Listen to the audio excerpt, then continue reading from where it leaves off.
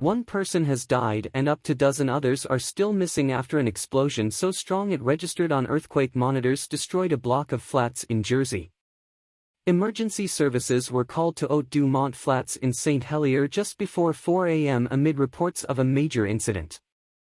A search and rescue operation is now underway in an attempt to find people trapped in the rubble, but the scene is reportedly very dangerous for first responders. Debris was strewn across the street while smoke plumes billowed through the air, as 2 walking wounded were rushed to hospital.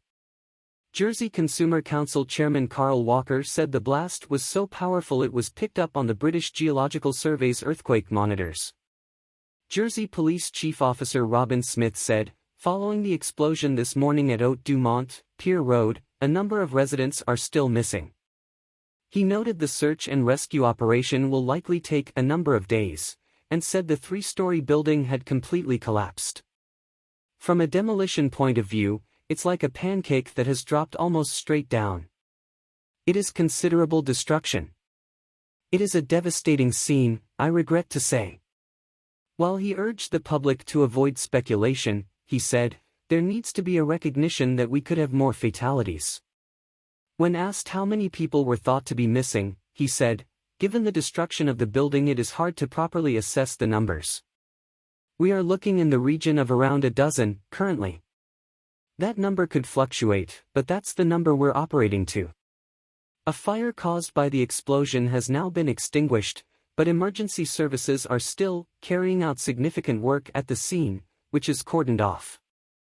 People have been asked to avoid the area.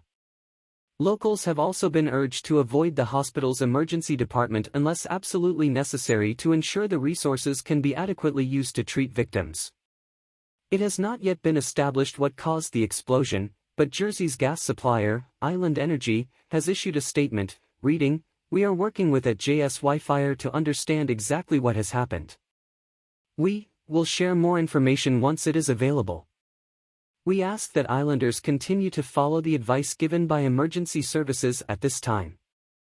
It was also revealed residents in the block called fire services last night to report an issue with the flats. Mr. Smith confirmed on Saturday morning the fire brigade had attended the scene earlier in the evening. He said police would investigate whether or not there was a safety issue regarding gas supplies. Janice Byrne, who lives across the street from the flats, said she was nearly thrown out of bed at 3:39 a.m. after the explosion. I was in shock as I heard a massive bang and the building shook. I was able to look out on my balcony to see some houses in the distance on fire. Another resident told ITV he heard the same explosion and rushed out, thinking a car had hit the wall. I've never heard an explosion like it, there was glass all over the road.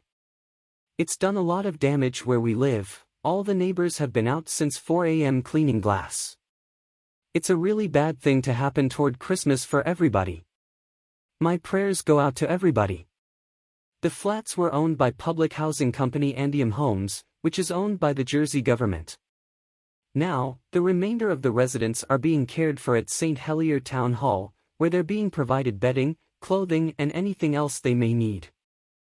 Thoughts are with all those affected by this morning's explosion in St. Helier, which was powerful enough to be picked up on British Geological Survey's earthquake monitors. It's now time for Jersey's community to respond like never before. tic.twitter.com/gelosntt12d. Consumer Carl, at CarlWalker7, December 10, 2022. Jersey's Chief Minister Christina Moore said the area would be under investigation for some days as she expressed condolences to families affected. Speaking alongside Mr. Smith at the conference, she said, "It's a huge shock to everyone this morning, but in the first instance our condolences go to the families who are affected and we're all thinking and praying for those who are worried about their loved ones. We all share in their concern." Ms. Moore said she would keep Islanders updated as investigations continue.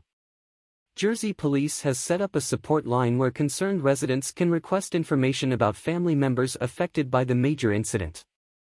The public are urged to call 0800-735-5566, free line, or 01534445566, rather than police.